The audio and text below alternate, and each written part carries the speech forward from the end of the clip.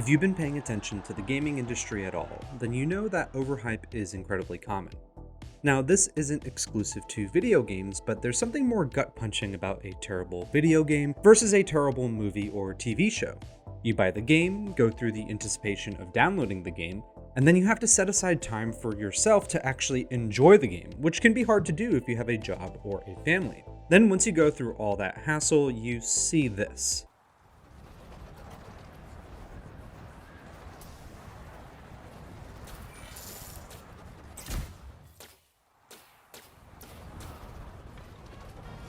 What about the game, Duke? Was it any good?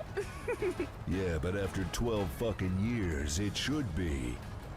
Now, I try to base my videos off of a single question. Per the video title, I'm asking if overhyping games are worth it. And I think for many people the answer is no, which I totally agree with, but why is it no? To explore this question, I'm breaking this video up into two parties that are directly affected by overhyped games: the developer and the consumer. The most clear-cut and dry of the two groups is the consumer perspective, because there are obvious reasons why it's not worth overhyping. Picture it. A game has been announced, but the developers project it will come out in a few years. You check out the alpha demos and you search for any gameplay that you can find so you can feel satisfied until the release date. Maybe there's a beta release, and this is where shit starts to hit the fan, or worse. There is no beta, and you pre-order the game. Then you find out that there are microtransactions, or there's nothing to do in the game, or the game is unplayable. These are the reasons why I and many other consumers never pre-order. Just wait until the reviews come out. You'll save mental energy and anguish, and maybe even some money. Now, just because I have some rules to follow about not overhyping doesn't mean that I'm not susceptible to it myself. I'd be lying if I said the upcoming Harry Potter game wasn't looking amazing, but it's all about setting expectations for yourself and being realistic about the game's performance or its potential. I distinctly remember being incredibly hyped for Overwatch. I was bought in from day one when they announced it, and I would read all the different bios on every character and watch the gameplay videos. Overwatch wasn't a terrible game at launch by any means, but as many players know, it got boring very fast. Even though Blizzard would update it with new characters, maps, and game modes, the core gameplay loop didn't change much from these additions, and for a lot of people, it didn't live up to the potential of its hype by that point. So a game can be considered overhyped in a lot of different ways. It doesn't just have to be terrible at launch. Also, usually being familiar with the development teams can be a good starting point for predicting how the game turns out, which brings me to the developer perspective. Developers are caught between a rock and a hard place. They need to advertise their game to make sure it reaches as wide an audience as possible, but they don't want to overpromise and underperform. It's important to note that this is the nature of almost any industry where companies, especially big ones like BioWare, Bethesda, and Blizzard, are motivated by profit. It should also be said that being profit-driven is not inherently bad, but it can lead to factors that can cause a game to be subpar and then considered overhyped. You might have heard of developers rushing projects to get it out the door as fast as possible, or you'll have games that have yearly releases like Call of Duty, where nothing much about the core gameplay changes, and they usually just slap new skins on everything, maybe add a grappling hook, and call it a day. The way a game can be overhyped is inconsistent, as it is an entirely subjective way to pass judgment on the games we want to like. But what remains consistent is the reason we think some games are overhyped, and that is potential. As consumers, we see the game's potential and we want it to live up to our expectations.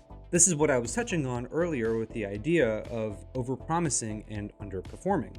This isn't always the case, but it's possible that developers might genuinely be excited about what the game has to offer, and they want to share that with the consumer. And then the consumer sees their vision and is excited for the same potential.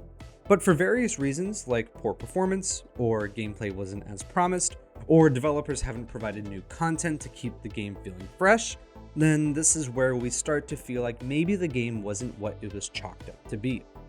I don't think there's much that is going to change from the developer point of view. As long as games are made to generate profit and raise the bottom line, companies are naturally going to advertise the crap out of their game. So it's our job as consumers to reasonably assess the product and ensure that we are paying for high quality games. Now, I don't mean to say that it's solely our responsibility to fix the problem of overhyping, because it is a two-way street and developers can make mistakes. Also, any creator can tell you that you cannot please everyone.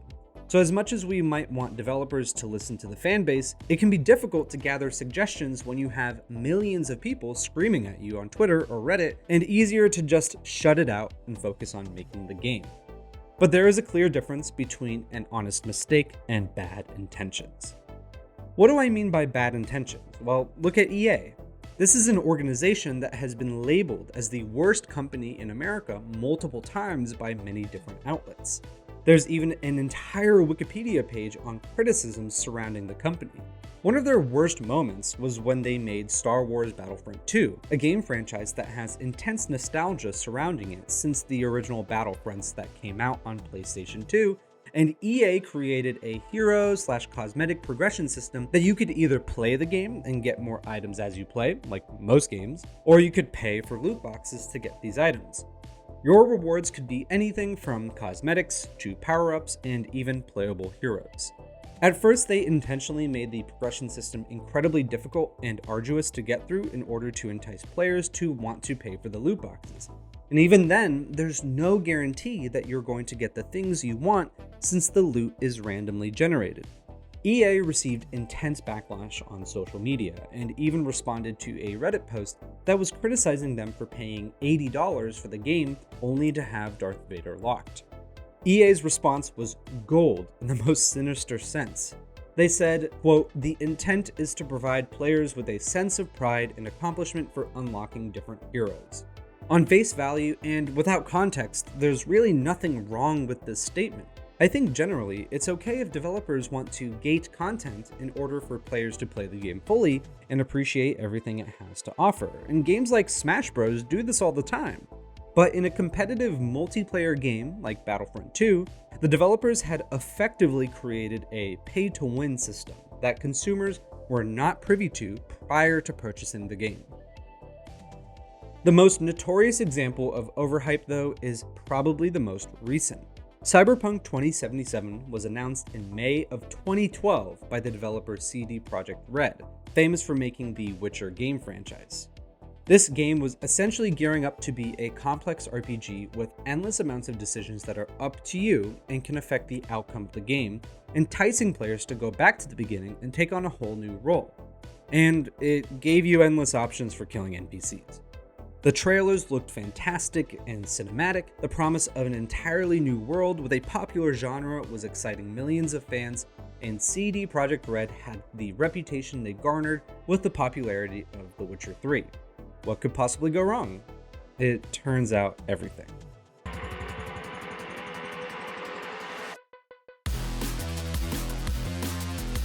Give it a button, that up.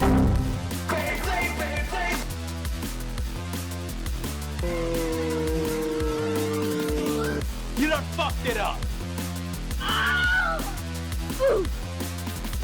Why did you make me do this? Here comes a giant fish!